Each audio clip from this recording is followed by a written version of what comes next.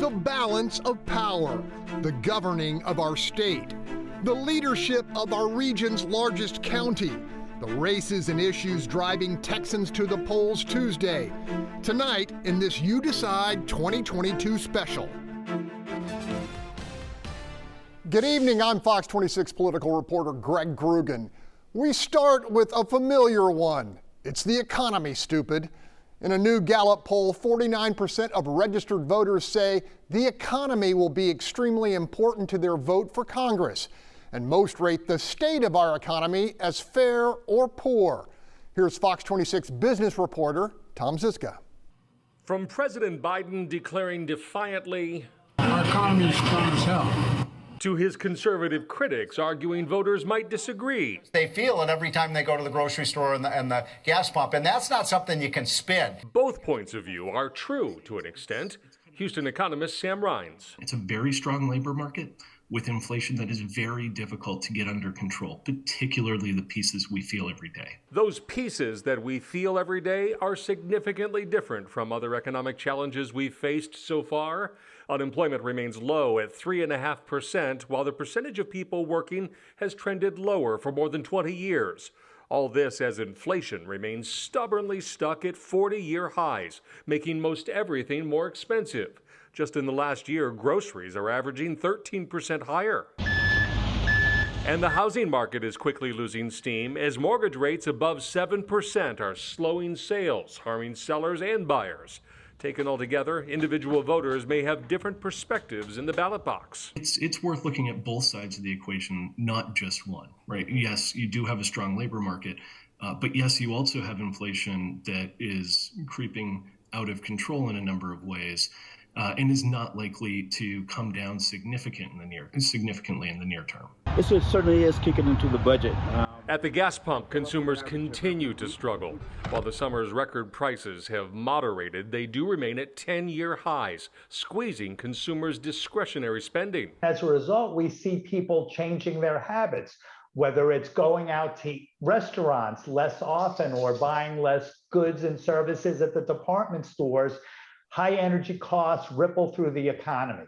That ripple could continue for some time as the Fed aggressively raises interest rates trying to tame inflation, while global concerns affect supply chains, energy demand, and economic sentiment. It is easy to imagine it all weighing heavily in the ballot box. To a large extent, it's not going to matter for a significant amount of time who wins in November. It'll matter sometime in 2023, but to a large extent, the current dynamics are already set and in place. Sam Rines, the economist, thinks those dynamics will take a little bit of time to be felt, suggesting that a recession and a potential consumer credit crunch could happen next year, long after voters have decided who they think can handle it all. Watching Your Money, I'm Tom Ziska, Fox 26 News. The same poll that put the economy at the top of voters' minds puts abortion right behind it. While it was a controversial hot-button topic in the summer, right after the Supreme Court overturned Roe, will it still drive voters to the polls and heavily impact the midterm elections? Fox 26's Natalie He takes a closer look. From the streets of Washington, D.C. to Houston and in cities across the country. Rise up, rise up. Thousands of outraged Americans marched through streets in protest after the U.S. Supreme Court officially reversed the landmark abortion case Roe v. Wade on June 24th. And the constitutional right to have an abortion vanished after 5 decades, the decision now left up to individual states. In 13 of those states, trigger laws went into effect almost immediately, including Texas, meaning anyone caught aiding and abetting women seeking the procedure could be criminally charged. The number of new voter registrations skyrocketed after that reversal. When people found out it was their last chance to vote, they were like, oh, okay. And we hit like these insane numbers where voter registrations were coming in by the hundreds. Some abortion rights activists vowed to never stop fighting, but months later, the momentum slowed down significantly during inopportune timing. Most issues have got a pretty short political shelf life.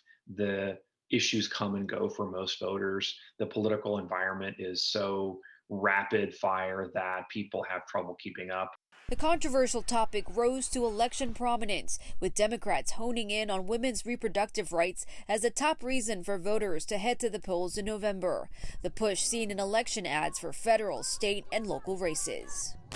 Republicans have signed on to a bill that would ban abortion nationwide.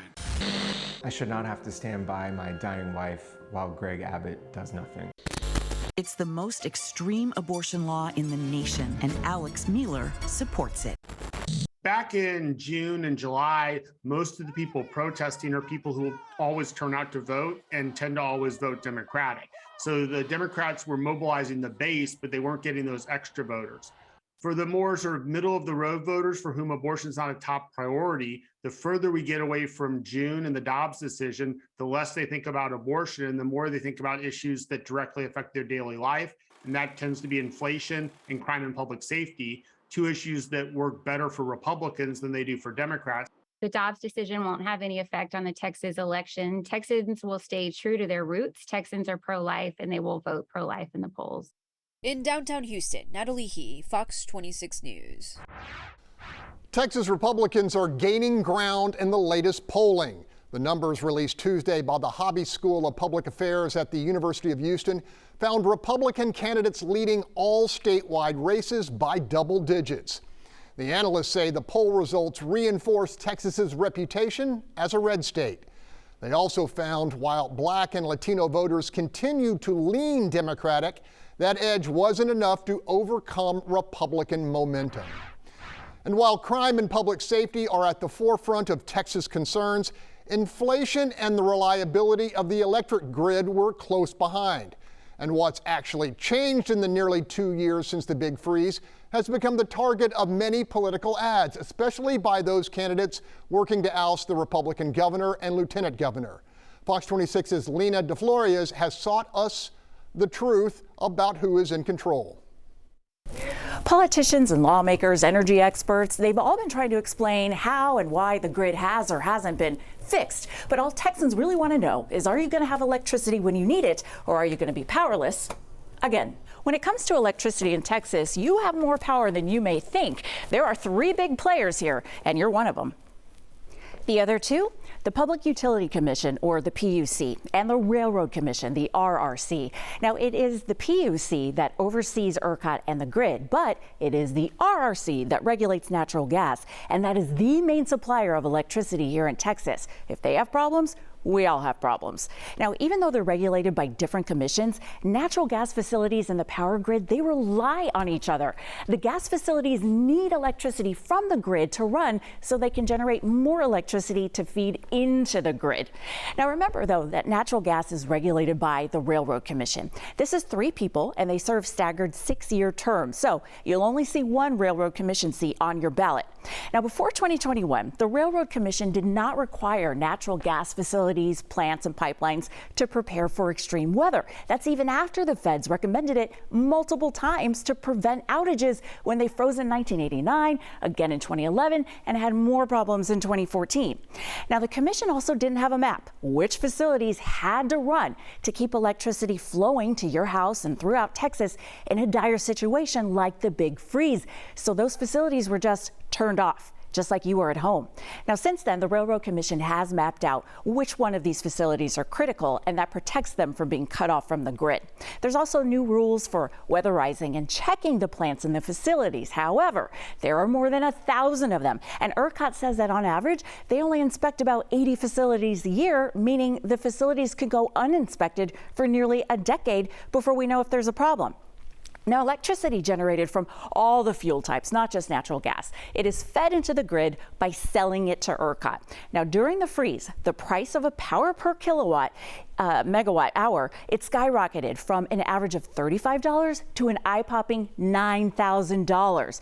Now the cap's been lowered to $5,000, down from the $9,000 though, that sent multiple energy companies into bankruptcy, and it's also pushing your utility bill up today.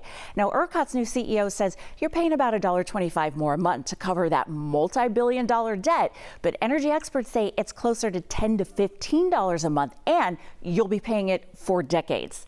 Now, ERCOT, remember, reports to the Public Utilities Commission, the PUC.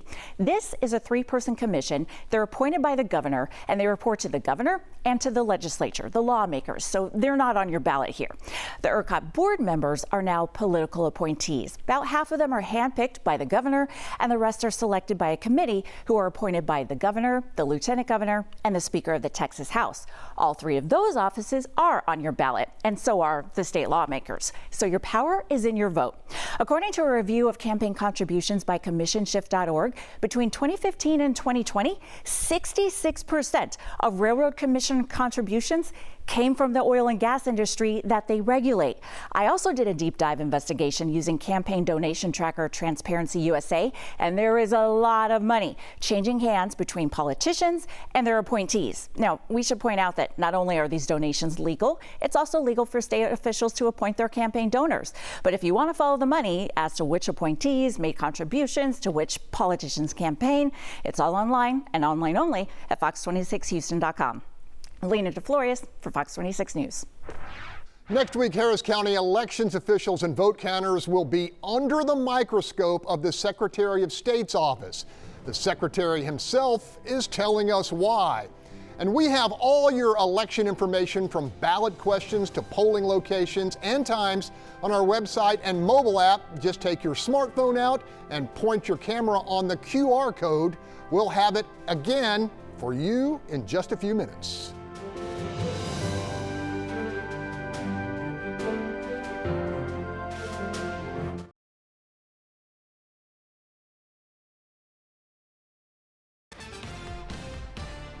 The largest county in Texas has seen an epic battle for county judge. After just one term in office, Democrat Judge Lina Hidalgo is trying to fend off a very strong challenge from Republican Alexandria Mealer. The most recent poll by the University of Houston's Hobby School of Public Affairs indicates Mealer is now leading the incumbent Hidalgo by a narrow 2-point margin, 47 to 45. The poll suggests a strong advantage with white voters, and a slight majority among Latinos is fueling Mealer's surge. The Hobby poll also determined crime control and government corruption are the 2 issues of highest importance to Houston area voters. Now, the integrity of the coming election has been on people's minds for months, particularly those casting their ballots in Harris County. Stephen Dial of our Texas The Issue Is political team sat down with Secretary of State John Scott to talk about his office sending monitors to Harris County. There's been some concern, some social media talk about your office's actions, specifically in regards to Harris County. What's going on down there that you felt the need to send some observers to, I don't want to say intervene, but to Harris County is being looked at a little different than Dallas County?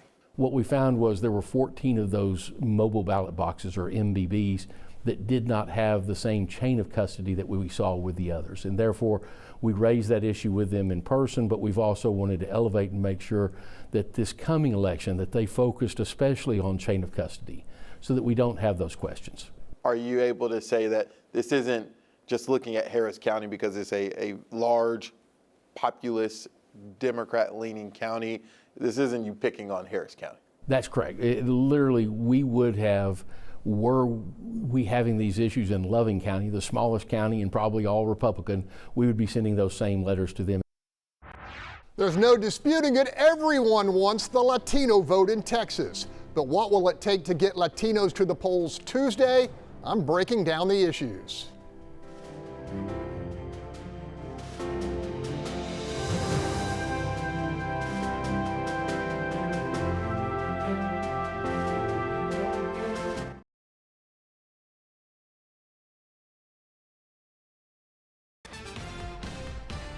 The Texas Latino population could really swing things come Tuesday. But for who? And just how much will Hispanic turnout actually play a part in the outcome? It is a fundamental demographic fact. Latinos comprise better than 40% of the Texas population. That steadily growing number should translate into formidable power at the polls. But unlike most midterms, a significant number of Hispanic voters in the Lone Star State have swung their support to conservative candidates. It's real. That split is there. Sergio Lira, president of LULAC Houston, says much of the Latino drift can be traced to South Texas and the turmoil on the border, a trend identified by polling from the Texas Hispanic Policy Foundation, which found 52% of likely Latino voters support sending the National Guard to the Rio Grande, and a slight majority of Hispanics support construction of a border wall. And especially down in South Texas, it's the border, it's border issues. It's something that's permeated to all of Texas and almost nationwide. Macarena Martinez is rallying Latino votes for the Republican National Committee and says the collapse of public safety is also attracting Hispanic support for the GOP. Even here in Harris County and all major cities where it's crime that's being propelled by these Democrat-run cities with Democrat policies that are causing our crime to skyrocket. And yet the HPF survey found Democrat Beto O'Rourke still winning the Latino vote, albeit not by near enough to catch incumbent Republican Greg Abbott.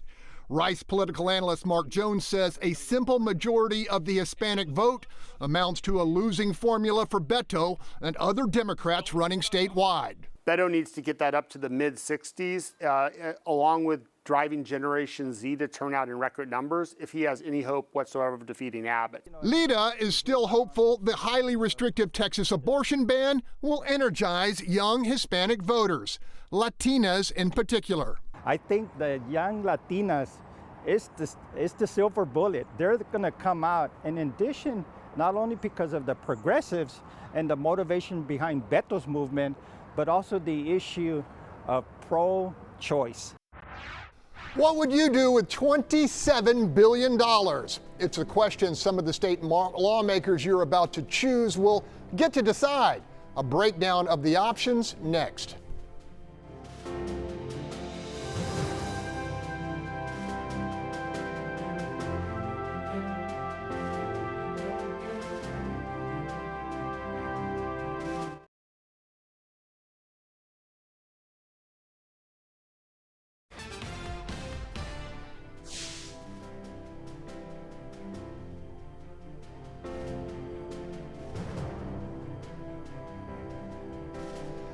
The Texas legislature is expected to have a budget surplus of about $27 billion next year, in part because inflation and rising costs have you paying more in taxes. The extra money is projected to be much, much more than the $3 billion Texas usually averages. Fox 26's Sherman DeSalle has a look at where those funds may go. That the economy in the last year and a half has really been phenomenal here in the state of Texas. Texas Comptroller Glenn Hager says business is booming in Texas, but it comes at a cost to the taxpayers. All are paying more than they were a year ago for everyday items and supplies due to inflation, the Russian invasion, and high tax revenues. A big cash carryover is expected, an estimated $27 billion in state surplus dollars, and that number, estimated over the summer, could grow before January. Legislative sessions usually start with close to $3 billion. So how should this huge stash of cash be spent? Hager's suggestions include making needed improvements to infrastructure, including roads, water, and the electrical grid. Because we're 30 million people, we're going to grow roughly another 20 million between now and 2050. And so therefore, when you go and you turn on your tap, you don't think much about it, but we got to make sure that water is there. He also recommends using some of the cash to help reduce property taxes, something lead candidates for governor and lieutenant governor all vowed to do, but with different strategies on how to fix it. State representative candidates from the Fort Bend area hope to see some bipartisanship in these efforts. I don't think there's a single representative or senator within the state that doesn't have a constituency very concerned with the rising cost of property tax. There's obviously some people that could be in or out that are new. And so that's great. But I think I have a ton of confidence that this can be done. But there's one group that's been vocal about where the money could go for some time. Union leaders say teacher pay is a major concern for educators in the state, along with a desperately needed cost of living adjustment for retired teachers. Start questioning whether your loyalty to our kids and to our state is as well served as it once was. And that's where we're at. We're going to have to make a decision. And I'm concerned. In Houston, Sherman DeSalle, Fox 26 News. Last chance to scan the QR code on your screen to go right to all the important election information on fox26houston.com. You'll find polling places and times, but more than that, you can find my no BS analysis on political ads. Also, your Fox Texas Trio political team talking to newsmakers about what the issue is. And of course, my What's Your Point panel weighing in on the critical issues that will drive people to the polls. And make sure you join us, the Fox 26 News team, for You Decide 2022 coverage online and on air Tuesday as we stream results and analysis all night long. I'm Greg Groogan, Fox 26 political reporter. Thanks for watching, and go vote.